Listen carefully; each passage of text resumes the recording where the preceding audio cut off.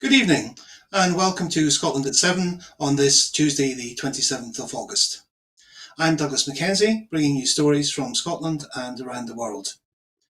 I'm delighted to once again be joined to discuss the stories behind the headlines by Maureen Watt.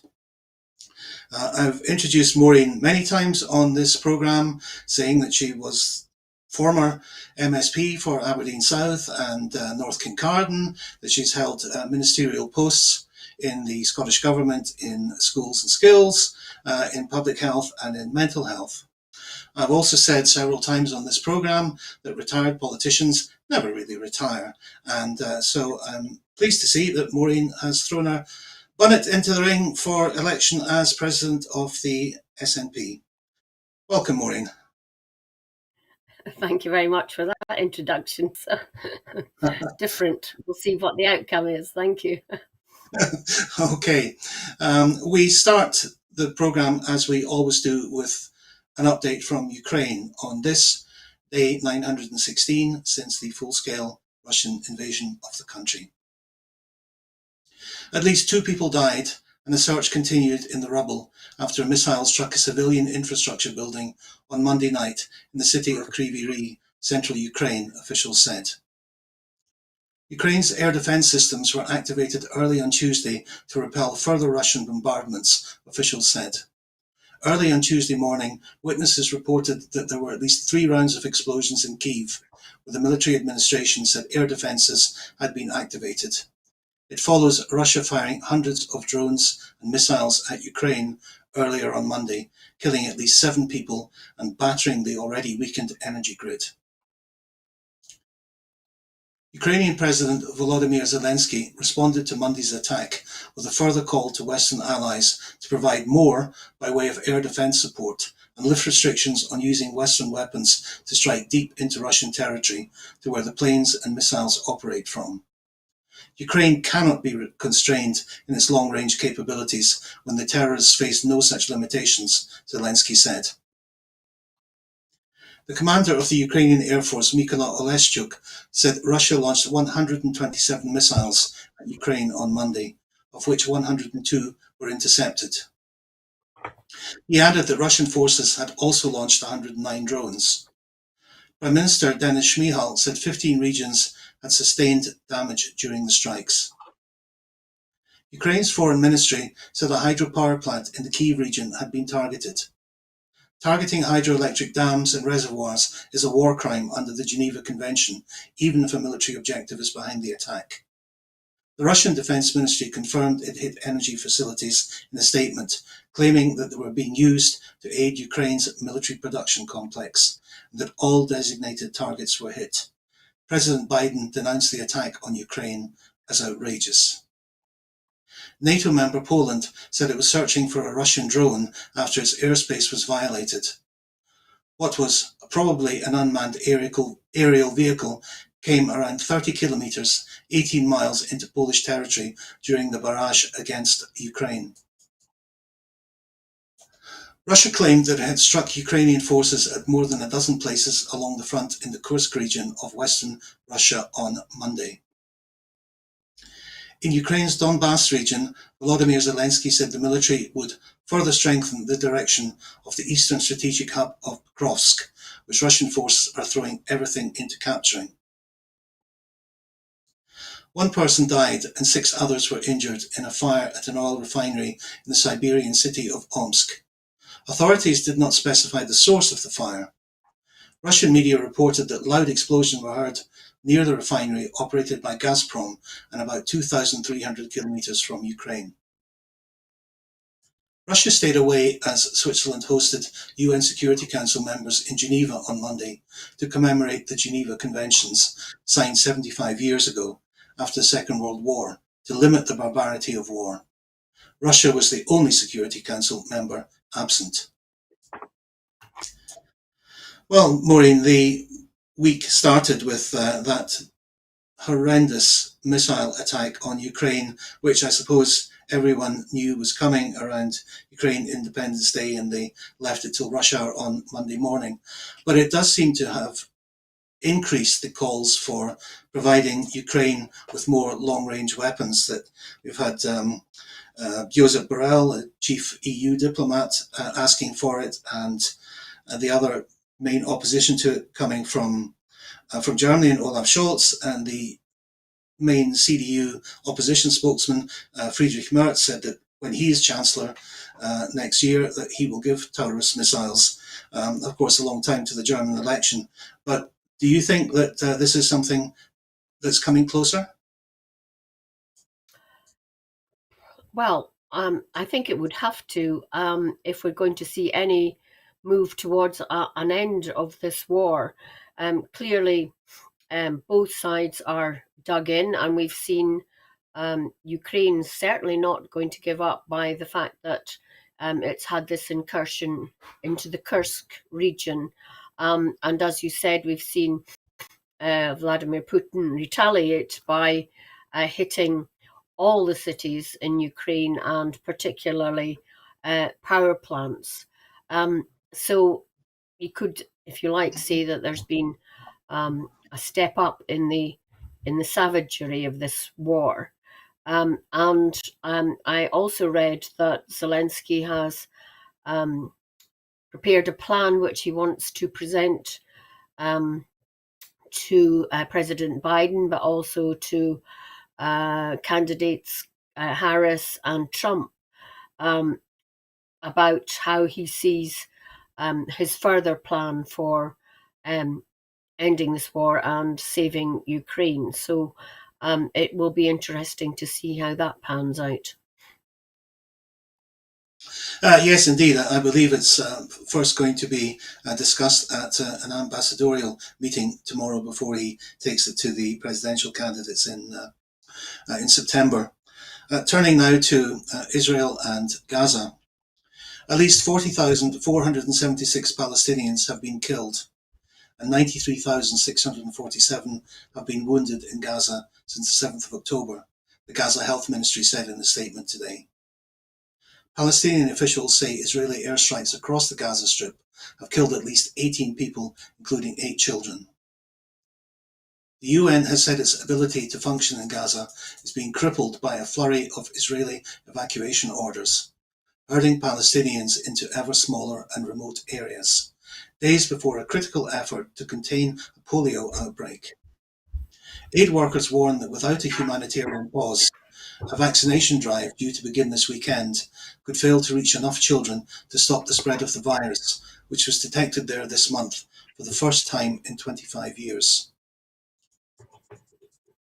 Jen Lerke, the spokesperson for the UN Humanitarian Office OCHA, has said Israel has issued 3 evacuation orders since Friday and 16 mass evacuation orders throughout this month. The 3 issued since Friday have affected 8,000 people in 19 neighbourhoods, Lerke said. The new evacuation orders force many families and patients to leave Al-Aqsa Hospital in central Gaza, where hundreds of thousands of residents and displaced people have taken shelter for fear of Israeli bombardments. The UN's World Food Programme warned that the food distribution centres and community kitchens it supports in Gaza are increasingly being disrupted by Israeli evacuation orders. The Irish Taoiseach has said he is deeply disturbed by the widespread disruption to aid operations in Gaza, with polio detected and reports overnight by the UN that 50,000 children born shortly before the war or since have not been immunised. Simon Harris is due to raise what he said are the catastrophic issues at a bilateral meeting with French President Emmanuel Macron in Paris this afternoon. A member of Israel's Bedouin minority who was kidnapped by Hamas on 7th October last year has been reunited with his family amid conflicting accounts about his rescue from Gaza. Al-Qadi is only the 8th hostage the Israeli military claims to have rescued during months of operations in Gaza, including during 2 operations that killed scores of Palestinians. Israel believes there are still 108 hostages inside Gaza, and that more of 40 of them are dead. An Israeli delegation of working-level officials from the Mossad, the Israeli Defense Force, IDF, and Shin Bet will travel to Doha on Wednesday to continue talks with US, Qatari and Egyptian officials, with the aim of closing the remaining gaps in the Gaza hostage and ceasefire deal, according to multiple reports. Iran's Supreme Leader Ali Khamenei has said that cyberspace needed to be regulated, citing the arrest of Telegram founder Pavel Durov in France. Itamar Ben-Gvir, the far-right extremist Israeli National Security Minister, threatened that he would build a Jewish synagogue on Al-Aqsa Mosque compound, the holiest Muslim site in Jerusalem. The near-term risk of a broader war in the Middle East has eased somewhat after Israel and Lebanon's Hezbollah exchanged fire without further escalation. Well, such a mix of news from Gaza, Maureen. I suppose positive that ceasefire talks are continuing, positive that the feared war between Lebanon and Israel has not happened, but dreadful and barbaric things happening with polio rearing its head after 25 years on this, the anniversary of the Geneva Conventions. Yes, awful about the polio. I think that is the most disturbing thing. And you think actually, it's a wonder, it's a miracle really that there hasn't been more outbreaks of cholera and other diseases. I know there have been some, but not as widespread as you might have thought might happen. But obviously there have been no continuation of vaccination programs for all the young children, the young babies that have been born during this war, and for children in their routine vaccinations. And that's going to have a long-lasting effect on the Palestinian population. And as you say, polio is important because, we haven't seen it. In Gaza, they haven't seen it for 25 years, and now it's returned. I think one of the other things that you said, Douglas, that struck me was, there are still 108 hostages, Israeli hostages in Gaza, and 40 of them dead. Are we going to reach a point where there are more dead bodies there than living hostages? And how do Israelis feel about that? I mean, I know there are lots of demonstrations against Netanyahu, but it doesn't seem to have any effect. And it just, your whole introduction of it today, Douglas, was, more depressing and more of the same, and no real lights at the end of the tunnel on this one today. Indeed, and it's been depressing for a long time, and I fear for a long time yet to come. Now in UK news, Sir Keir Starmer has given his strongest hint yet of tax rises to come in October's budget, warning he will have to make painful decisions after finding what Labour says is a £22 billion black hole in the public finances. Giving his first major speech from number 10 since becoming Prime Minister, Starmer said it would take years to clean up after the previous Conservative governments, which he said had overseen 14 years of rot. The Prime Minister's message was pessimistic, warning the public to expect more unpopular decisions in October's budget. Starmer said, "There is a budget coming in October and it's going to be painful. We have no other choice, given the situation that we're in. Those with the broader shoulders should bear the heavier burden, and that's why we're cracking down on non-doms by making it harder to claim non-domiciled tax status." Sharon Graham, the General Secretary of the Unite Union, called it bleak, saying it was time to see the change that Labour promised. She added, "We don't need more excuses about fiscal responsibility or talk of wealth creation. We should not pit pensioners against workers. That is not a choice that should be on the table." Responding to the Prime Minister's speech, Scottish Finance Secretary Shona Robeson said, "The Prime Minister's speech this morning is a watershed moment in UK politics. Before Labour entered office, we and many others repeatedly warned that they were concealing the significant cuts they would have to make as a result of sticking to the Tory fiscal rules, and now they are no longer able to hide from the reality. The political choices being made by the new UK government will fundamentally damage our ability to deliver public services in Scotland. The SNP government will do everything we can to protect the services and public from the Westminster attack on Scotland's public spending. While clearly the legacy of the Tory government, Labour must accept at least some of the culpability for the mess that the UK is now in. In opposition, they rode in behind many of the Tory decisions that have damaged the economy and hurt living standards, whether that be Brexit, austerity, spending cuts, or attacks on the welfare state. I and the SNP government will continue to argue for a better alternative, one that rejects Westminster cuts, whether they are Labour or Tory cuts, and instead prioritise investment in people and in public services as the bedrock of a stronger economy. Maureen, Shona Robson was stressing that the decisions that are being made are choices, whereas Keir Starmer is claiming that they are necessities and he has no choice. And Anna Sarwar said, people will find Keir Starmer's doom and gloom refreshing. Are you refreshed? Absolutely not. And I wouldn't demur from people who said, well, we told you so. And we did, actually. During the election, the SNP spoke about the 18 million black hole, which is now a 22 million black hole, and Labour dismissed it and poo-pah'd it. So, who has been telling the truth? But you're right about just the same old, because Labour are no different from the Tories. They've only got a tunnel vision about fiscal responsibility.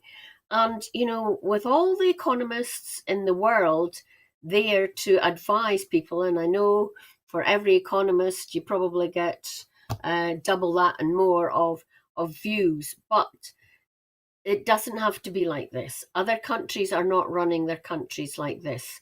And what it signals and should signal to people in Scotland is that all we've got to look forward to while under Westminster rule is more of the same, whether it's under a red ticket or a blue ticket. And there is a different way, and it requires governments to really start thinking about, as you said, Douglas, investing in people, about, non-doms is just one small part of how they can crack down on the wealthy who rape and pillage this country and the public services in order to, stash money away in tax havens. So unless a government is, in my view, is prepared to really do that, really start talking about redistributing wealth, about making everybody's on or near £15 an hour, and putting the spending power into the hands of working people, then we're not going to get any difference in this stumbling from one crisis to another and never managing to reduce the debt. And, I don't know how we managed to get people to think that there is another way. And that's why in this country where there's a real death of proper analysis and asking people what they want in terms of whether it's, a high tax, more fair system, or doing away with public services. And people are never really given that choice between Tories and Labour. Indeed, as we say in the Northeast, a new deal, but the same old hell. Turning to Scotland, specifically now, in a report published today analysing the errors in its forecast, the Scottish Fiscal Commission said that its forecast last December, it had stressed the pressure on spending the Scottish Government would face in 2024 to 2025. The Commission today confirmed that the Scottish Government will face persistent challenges in balancing its budget. In advance of the UK budget on 30th October, there is considerable uncertainty around the Scottish Government's funding for 2024-25. The Commission acknowledges that UK government policies make a major contribution to the pressures on the Scottish budget, but they also suggest that much of the pressure comes from the Scottish Government's decisions on wage increases and handling of devolved social security claims. The Scottish Government's block grant depends on UK government spending in devolved areas, which can change throughout the year. While there will be more clarity on the block grant following the UK government's budget, the Scottish Government will come under pressure to adjust its policy commitments to match those of the UK government, which has warned of planned cuts to public services. Well, the same old story, Maureen, that the Scottish Government doesn't know how much money it has to spend, and then it's been told in advance by the press and by the UK government, this is what you have to do, and don't reverse this cut, and yeah, you have to support this. It's really just an invidious position created by devolution, isn't it? Absolutely, and you cannot help but keep repeating the fact that the Scottish Government has to balance its budget because it has very limited powers in raising its own money. And as you highlighted, Douglas, you would have thought it was all the Scottish Government's fault, whereas if you read the Fiscal Commission document, it does say significant uncertainty about UK government spending being one of the main reasons why the budget is so tight in Scotland. And, I was talking earlier, a fairer Scotland, and if Scotland decides and the Scottish Government decides to give workers a fair wage increase in order to, stave off poverty in these families, and maybe give them a bit of lee room to spend to grow the economy, then is that the wrong thing to do? What has been the uncertainty is, as I said, not knowing what the UK government spending will be, and we're increasingly seeing that instead of getting consequentials as that we would expect from a UK government, we're seeing this Labour government, remember, saying that you've got to find it out of your own budgets. So of course there's going to be an attack on spending on other things. But as you say, Douglas, we have to wait and see what exactly the UK government's budget in the autumn will say, and then the Scottish Government will have to tailor its cloth accordingly. But nothing is going to hide the fact that remember what Anna Sarwar, watch my lips, no more austerity. Well, it's more austerity with bells on, Annis, and you've got to come to terms with that. Thank you. Staying with the UK economy generally, manufacturers have renewed calls on the UK government to urgently draft an industrial strategy that will bring in investment and fix the terrible damage caused by the Brexit deal.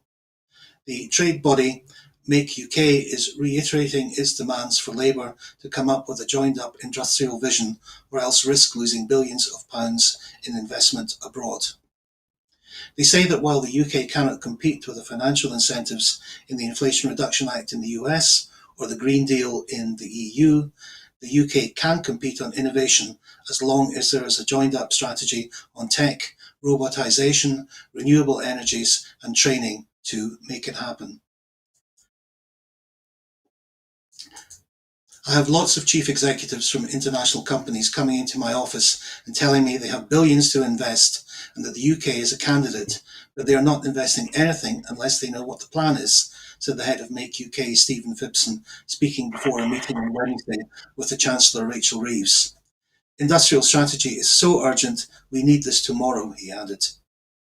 Phipson, whose body represents industry players ranging from Rolls-Royce and Siemens to Airbus and Tata in Wales, as well as Jaguar Land Rover in Coventry, also intended to press Reeves on the need to fix the terrible damage done by Lord Frost's trade and cooperation agreement with the EU. He argued that the UK had not had an ambitious industrial plan since 2010, when the Catapult networks were unveiled, involving a nationwide series of research and development centres to provide the technological support and specialists for manufacturing innovation. Big changes were needed to address Brexit, which had been a disaster for manufacturing, Phipson said. Well, Maureen, I suspect you will again resist the temptation to say I told you so, or we told you so. But the promises made under the Conservative government of the research funding for industry from Europe will be replaced by British funding have not happened and don't seem to be happening now. No, that's right. And we shouldn't forget that there's a 40 billion black hole from Brexit. 40 billion. Now, the black hole is 22 billion. If we'd had that difference of 18 billion, we would really begin to be able to do what these industrialists are saying and reinvigorate the British economy. And, I feel sorry for the innovators that we have in the UK because they cannot unlock that funding, that is available.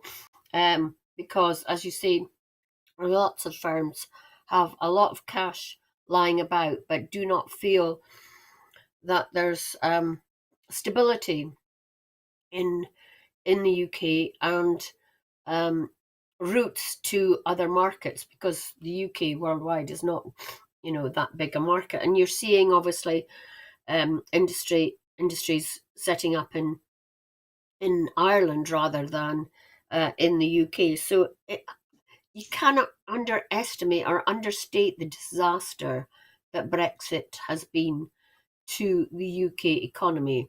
And let's not forget that Scotland did not vote for Brexit, did not vote to come out of the EU, and the SNP as an independent Scotland would want to take Scotland right back into the centre of Europe. And that surely is one of the key things, I think, that still motivates people who think about it to vote for independence and to vote for the SNP.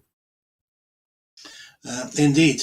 And now further problems for UK industry. The UK government has been urged to intervene to prevent businesses struggling with gas and electricity costs from going bust, as bills are forecast to be 70% higher next year than before the energy crisis.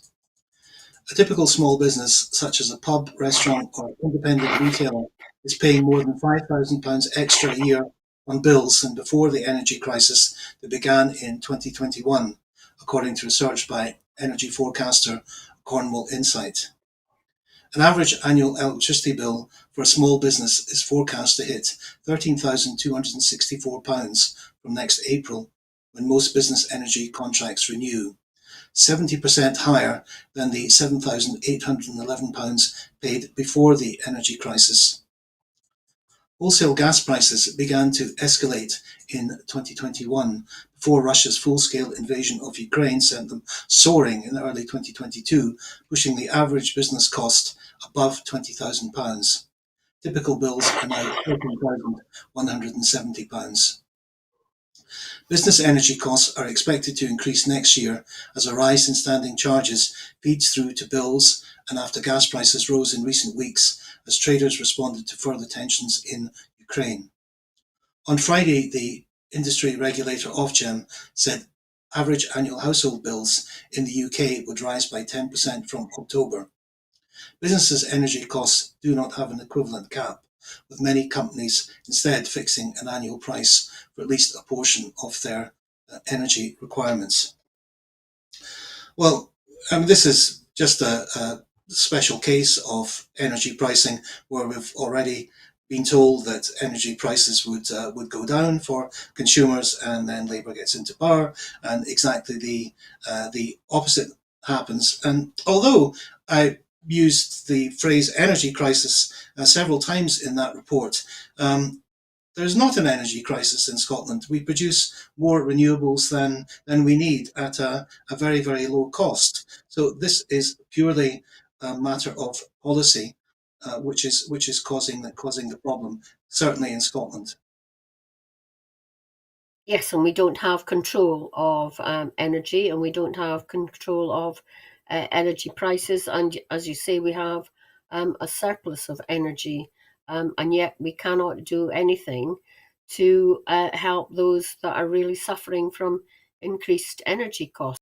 I mean, I don't know if you've noticed, Douglas, but here in the Northeast, you read about at least one restaurant or cafe a day closing, Indeed. because they simply can't meet their costs. And those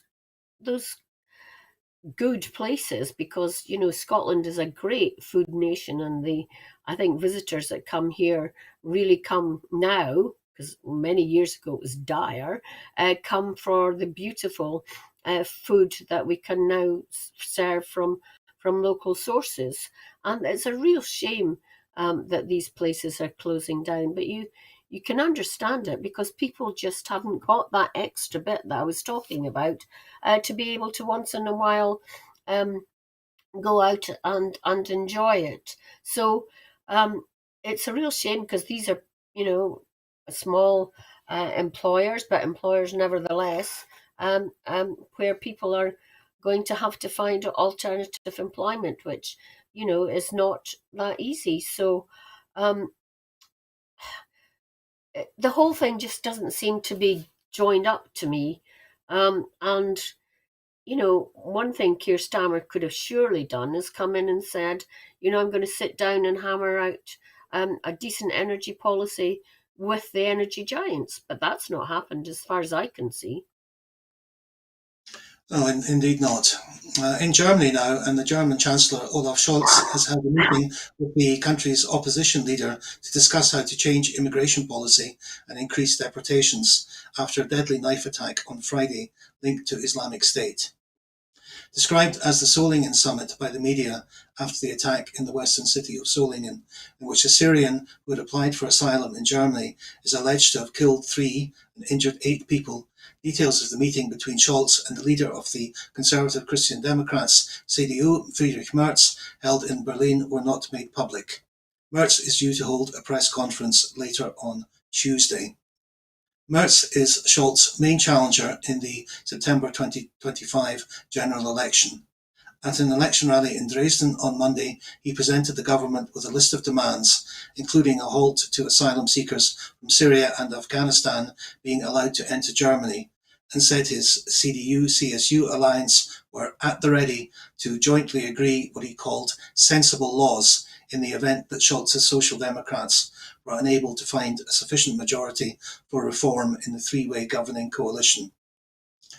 The attacks carried out on Friday night during the 650th anniversary celebrations in Solingen have been seized upon by the far right and stoked political strain over asylum and deportation policy ahead of 3 key state elections in September. The far-right Alternative für Deutschland (AfD), riding high on an anti-immigration ticket, is top of the polls in the states of Saxony and Thuringia, where elections take place on Sunday, and in Brandenburg 3 weeks later.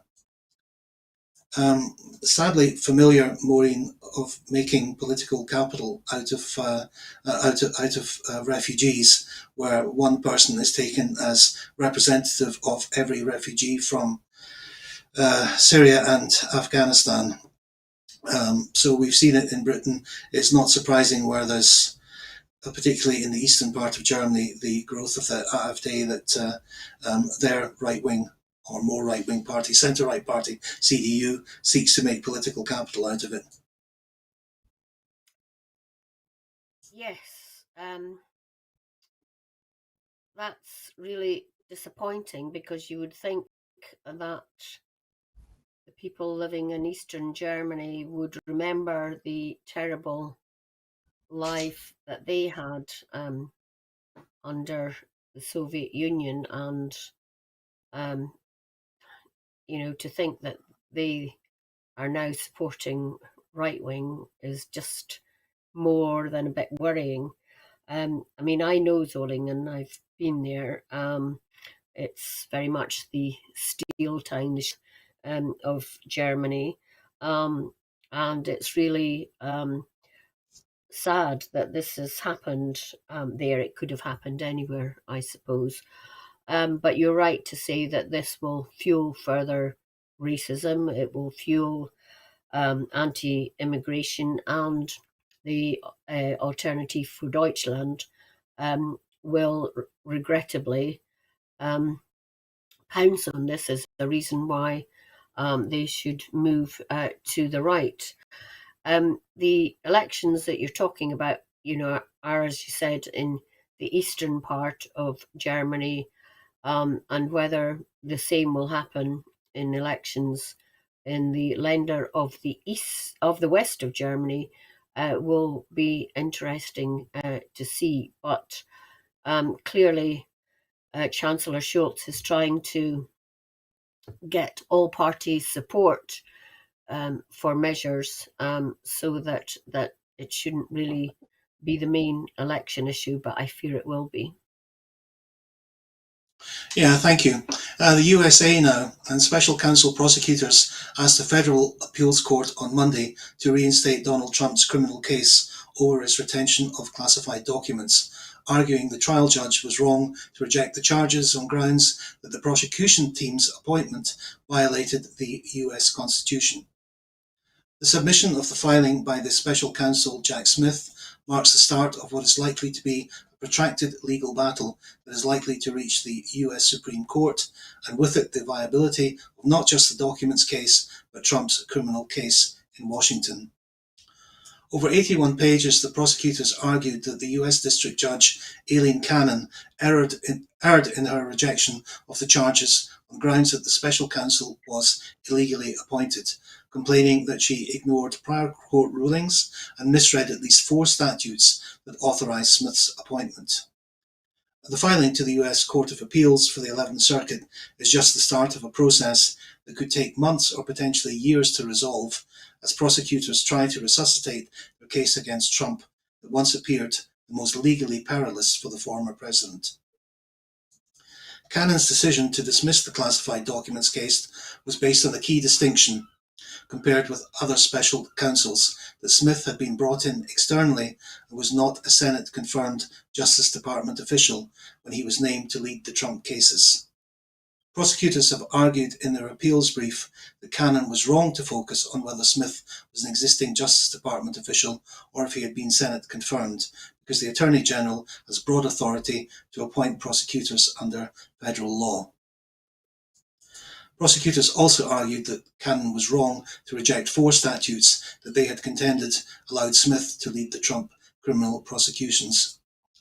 Well, Maureen, it's rather an arcane American legal argument, which I doubt we can go into, but Judge Cannon was a Trump appointee, and it does seem a worrying trend in the United States of my judges against your judges, when the independence of the judiciary is such a fundamental part of the US Constitution, and certainly under the Tories we had fears of the same happening in this country. Yeah, and I think in the United States we saw it most in the gerrymandering of the Supreme Court under Trump, didn't we? I have to admit, Douglas, that I didn't follow all the legal ins and outs of your report there, but it does seem to be that a Trump judge, if you like, has misapplied the law and is being challenged on that. I think in a wider context, though, I do think that Trump should face the law just like anybody else. But it'll be interesting to see the effect that it has on his campaign, which does look like altering a bit. He's certainly not as dogmatic and belligerent as he has been, and as we would say in the Northeast, raveling a lot. So it'll be interesting to see how the campaign pans out until November. Thank you. A nice straightforward story from Scotland now, and new research suggests that people in Scotland are walking more often compared with more than a decade ago. The number of people reporting that they walk at least once a month at a brisk or fast pace has increased by around 7% to 47% since 2012, a study shows. On average, people who walk at a brisk or fast pace have increased the amount of time they walk each week from around 2 hours to around 3 hours. This means many are meeting the UK Chief Medical Officer's guidelines for physical activity through walking alone, researchers say. Researchers use questionnaire responses and statistical techniques to evaluate walking trends among adults in Scotland, highlighting differences by economic status, sex and age. Despite the increase in walking overall, some inequalities still exist, with less affluent older women more likely to report they do minimal walking. Researchers say the findings shed light on the impact of policies to increase walking levels in Scotland, such as the National Walking Strategy, launched in 2014. The strategy aims to promote a culture of walking and to develop better walking environments through supporting easy, convenient and independent mobility for everyone. A team at the University of Edinburgh assessed the walking habits of more than 40,000 people aged 16 and above, using data from Scottish Health Survey questionnaires taken between 2012 and 2021. No data was included from 2020, when the strictest lockdown restrictions were in place. Findings showed an increase in walking in Scotland, which was consistent among all socio-economic, sex and age groups. Inequalities between age groups were most pronounced among the least affluent, particularly less well-off women over 65, who were the least likely to report any walking. Dr. Tessa Strain of the Physical Activity for Health Research Centre at the Murray House School of Education and Sport, who led the study, said, "Our results suggest that Scotland is walking in the right direction, with the data supporting decades of policy and promotion efforts. The policies do not appear to be exacerbating existing inequalities, but more concentrated efforts will be necessary to narrow them." Good news story, I suppose, from Scotland. You will know, Maureen, we always walk briskly in the northeast. There's no choice. but for all of Scotland, good news. Yeah, this is a good news story.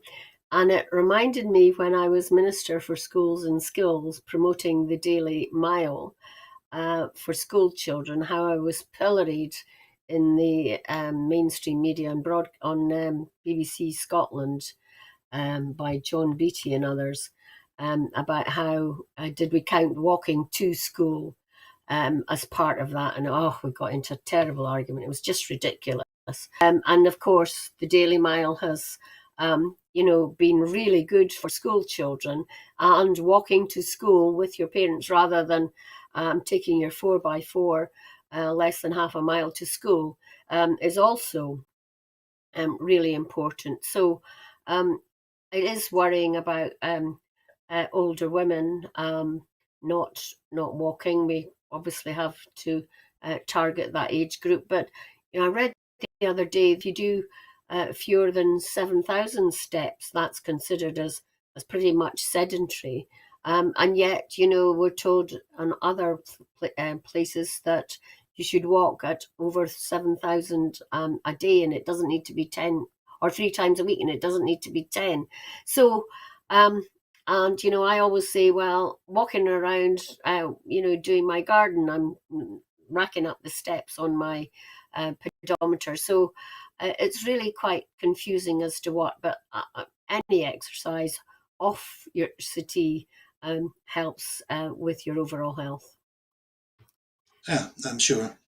Again, with health in Scotland, the Scottish Government will make funding available to health boards to ensure placental growth factor-based testing can be provided across Scotland. The test is an important tool in identifying pre-eclampsia, a condition which can be dangerous or life-threatening to pregnant women and their babies. The Scottish Health Technologies Group recommended that the test is provided universally to any pregnant women who need it. To help achieve this aim, funding of £259,000 will be allocated across all of Scotland's 14 territorial health boards. Health Secretary Neil Gray said, "The new placental growth factor-based blood test is an effective way of diagnosing preeclampsia, and the Scottish Government is committed to ensuring it is available right across Scotland. To underline this commitment, we are providing funding to be shared across all our health boards to ensure this service can be delivered in 2024-2025. Now, Maureen, A, I'm a man, B, I'm a Chuki who knows about eclampsia in cattle and not so much in pregnant women. So, as a former Minister of Public Health, can you explain the importance of this to us? Not in medical terms, but I mean, you're quite right. It is probably the same as a cow and calf, in that, towards the end of the pregnancy, things can go wrong. And to be honest, I thought this testing was routine everywhere in all health boards, but clearly it's not. So, I think any pregnant mother gets really more anxious as due date draws nearer, and preeclampsia is something that is a possibility.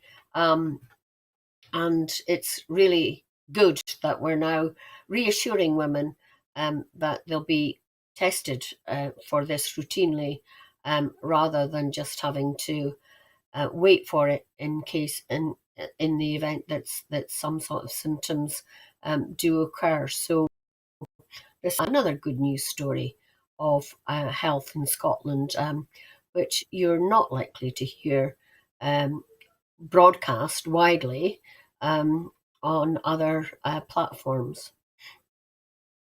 Indeed, we're quite likely to see it being turned somehow into a bad news story of cases of preeclampsia have risen in Scotland because of testing, which has found them. Yes, I think we're all quite familiar with that. And our final story, also from Scotland.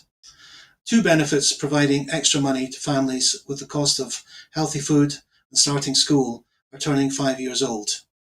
Best Start Grant School Age Payment supports families with a one-off payment of £314.45 to help cover the cost of starting primary school, and has provided £33.5 million to over 100,000 parents and carers to date.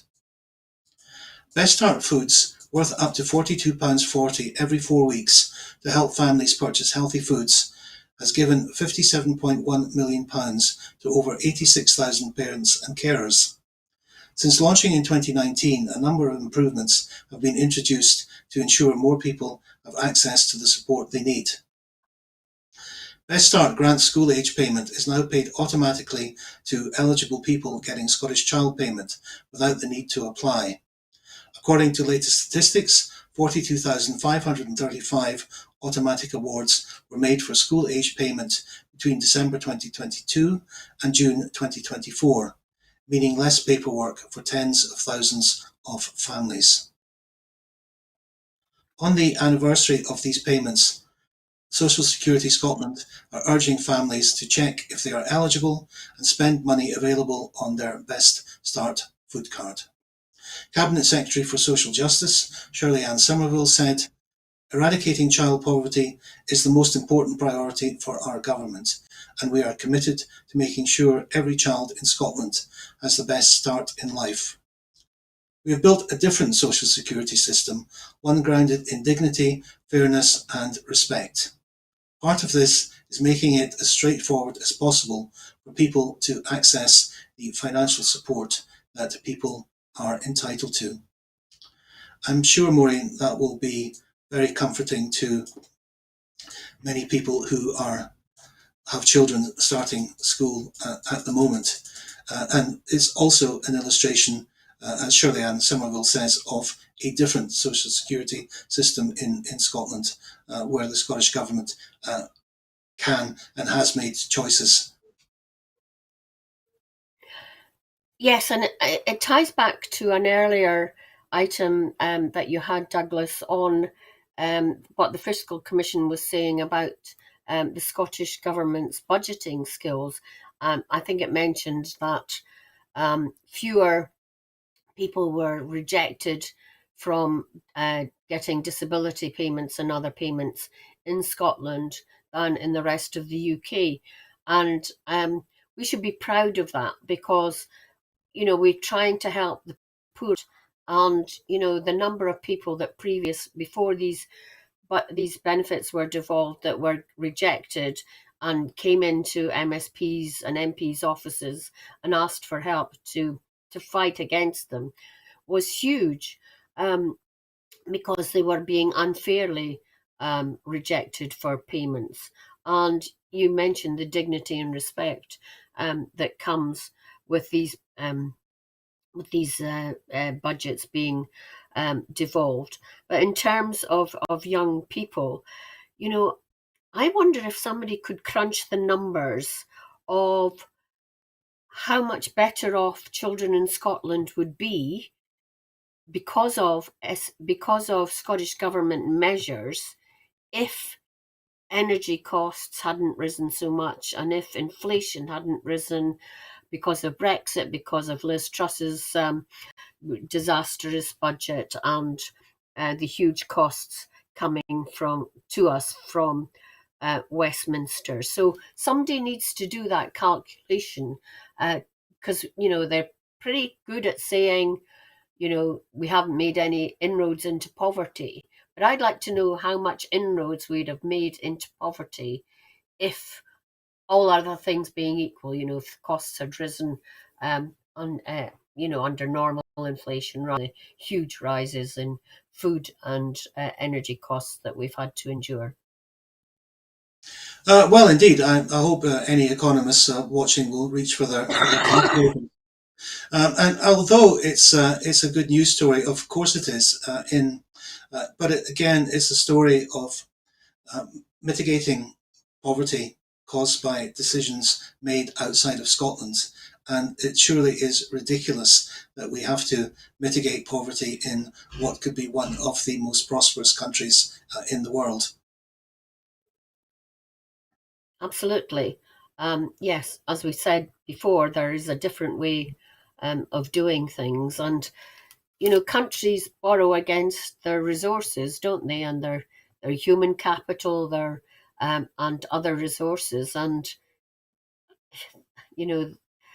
surely nobody now argues that Scotland couldn't stand on its own 2 feet, because of all the resource and innovation and everything else that we have in Scotland. But there's got to be a will to want to do that. There has indeed, so it'll be interesting to see what comes out of the SNP conference this weekend, and discussions on the way forward. Well, that is it for this evening.